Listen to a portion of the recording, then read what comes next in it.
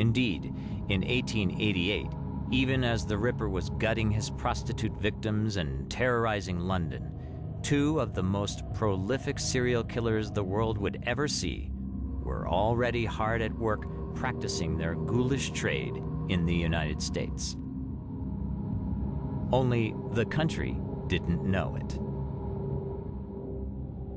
One was Dr. H. Holmes, who told the detectives who finally caught up with him, "I was born with the devil in me. I could not help the fact that I was a murderer. No more than the poet can help the inspiration to sing. I was born with the evil one standing as my sponsor beside the bed where I was ushered into the world, and he has been with me since." The other early American serial killer was Jane Toppan. With a chilling smile, she confessed to 31 murders, stating, "That is my ambition, to have killed more people, more helpless people, than any man or woman who has ever lived." Both of these killers murdered without conscience. It has to do with a lack of normal guilt feelings associated with harming other individuals. If you are able to hurt somebody or kill somebody without conscience, then I think that applies to the sociopathic personality. Most serial killers are not insane in either a legal or a psychiatric sense. They generally don't hallucinate. They don't hear voices in an empty room. They don't talk to dogs. They don't suffer from a profound thought disorder. Most of them know the difference between right and wrong. They know what they're doing is wrong, but they choose to do it because it makes them feel so good, because it gives them that sense of superiority that they crave. Most of them are sociopaths, or psychopaths, if you prefer. They have a disorder of character and personality that doesn't qualify for the insanity defense. But they lack a conscience. They lack what Sigmund Freud called a superego. They don't feel remorseful when they do the wrong thing. They lack any feelings of empathy toward the pain and suffering of their victims. So they are able to kill and torture with moral impunity. They're manipulative. They're more crafty than they are crazy. And their crimes are sickening, but they're really not sick. They're more bad than they are mad. The reason at the end of the 19th century why America would become a center of serial killers in the next century is a hotly debated issue. For most of the 19th century, America had been an agricultural paradise. Plenty of land and a frontier that opened out onto even more land for settlers pushing westward. The country was an idyllic place where people were connected to the land, their families, and their communities. Help and friendship were the next farm over. Or in the small town where families brought their produce to sell and in turn bought goods. But by the turn of the 20th century, the frontier was gone and the country had filled out from coast to coast. America was a country that was moving from a rural to an urban society. The promise of paradise had vanished, replaced by the dark face of industry and large, uncaring cities. Hundreds of thousands of younger sons and daughters poured into its swelling cities.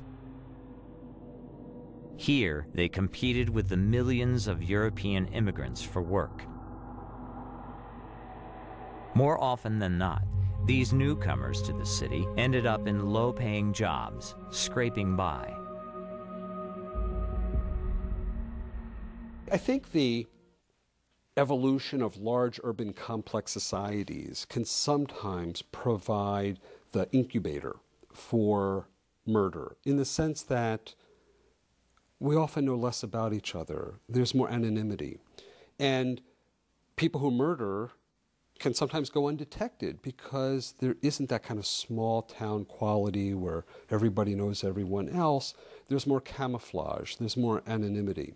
We have no monopoly of serial murder in the United States, but we've kind of cornered the market. It isn't poverty that breeds serial killing. It is a breakdown in community. If you look carefully at where most of the serial killings have occurred, they're in places where there are lots of strangers, where there's no sense of community, where hundreds of thousands of people have relocated for the sake of a job, as a new beginning or maybe a last resort. And when they arrive in California or Alaska or New York State or Illinois or Florida or Texas, they have no support systems. They don't have their friends and family to get them through tough times. They have nobody around who says, look, Jimmy, you can make it.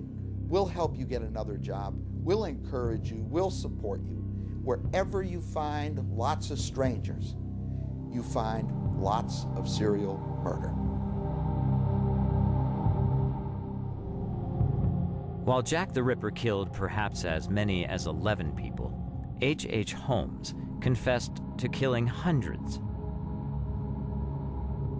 When he was finally caught, newspapers declared him the archfiend, the devil incarnate. But Holmes appeared to be anything but the devil. He was a handsome man in his 20s, a ladies' man, a bit of a dandy, and a shrewd businessman.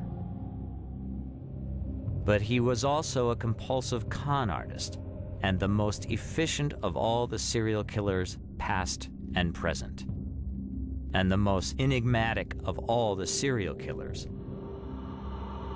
Holding a medical degree from the University of Michigan, he was, in many ways, the archetypical mad doctor, similar to the serial killer in the 1932 movie thriller, Dr. X. Here we see the serial killer. Dr. X is a white male in his early 30s. Some friends of mine. May we come in? Of course, gentlemen. Come in. Intelligent, clever, This is Mr. Stevens, Mr. Ryan. and like the real-life H.H. Holmes, he is a doctor. He loves the macabre and is particularly fascinated with human body parts. That's a heart. I've kept it alive for 3 years by electrolysis. Electrolysis? Professor Wells has accomplished some remarkable findings in nerve reflexes. You flatter me, Doctor. Oh, no. I understand, Professor, that you live just for your work, that you seldom leave the Institute. Not necessarily. I played truant a short while ago. I was down by the waterfront for a breath of air. What time was that? You're not feeling well? Your arm is troubling you? Yes, it's very annoying. Well, you're foolish to sit there in discomfort. If you gentlemen don't mind, Why, of course not, of course not. I put it on just as I heard you coming. An empty sleeve is refolding to most people.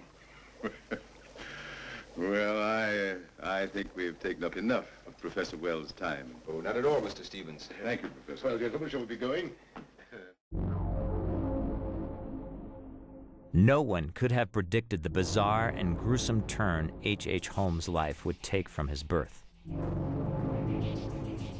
He was born into a wealthy and respected New Hampshire family and given the name Herman Webster Mudgett. But as a young boy, he was constantly bullied. And then came a day when the bullying went too far.